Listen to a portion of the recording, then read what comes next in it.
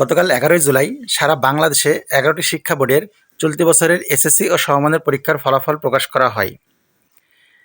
এবার পাশের হার ও জিপিএর হার অনেকটাই কম হয়েছে।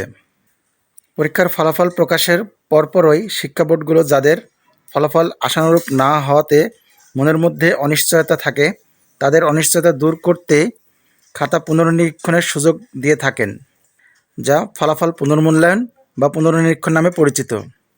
অনেকের ধারণা বোর্ড কর্তৃপক্ষ খাতা পুনর্নিরীক্ষণ করে, কিন্তু আসলে এই প্রক্রিয়ায় বোর্ড থেকে যা করা হয় তা হলো নম্বর গণনা কিংবা কোথাও নম্বর প্রদানে ভুল ভ্রান্তি হয়েছে কিনা সেসব বিষয় মিলিয়ে দেখা হয়।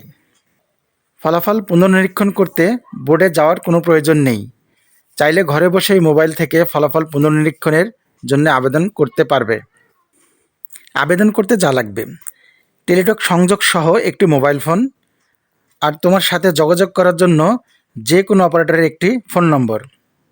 আবেদন করতে যেভাবে এসএমএস করবে, মোবাইলের মেসেজ অপশানে গিয়ে লিখবে RSC, একটি স্পেস দেবে, তারপরে তোমার বোর্ডের নামের প্রথম 3টি অক্ষর, আরেকটি স্পেস, তারপরে তোমার রোল নম্বর, আরেকটি স্পেস এবং বিষয় কোড।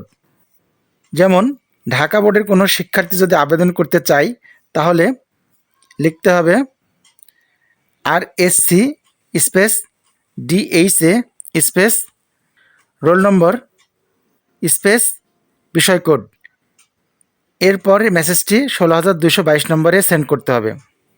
উল্লেখ্য, তুমি যদি একাধিক বিষয়ে আবেদন করতে চাও তাহলে শুধু বিষয় কোডের পাশে কমা ব্যবহার করে আরেকটি বিষয় কোড দিতে পারবে। যেমন RSC space DHA space roll number space 101 বিষয় কোড, একটি কমা, 107 বিষয় কোড। এক্ষেত্রে প্রতিটি বিষয় কোডের জন্য তোমাকে আলাদা আলাদাভাবে 150 টাকা চার্জ কাটা হবে। ফিরতি এসএমএসে কত টাকা কেটে নেওয়া হবে সে বিষয়টি জানিয়ে একটি পিন নম্বর দেওয়া হবে। তুমি রাজি থাকলে এরপর মেসেজ অপশনে গিয়ে RSC লিখে একটি স্পেস দিয়ে ইয়েস লিখে পিন নম্বরটি লিখে তোমার সাথে যোগাযোগ করার একটি মোবাইল নম্বর লিখে 16,222 নম্বরে সেন্ড করতে হবে।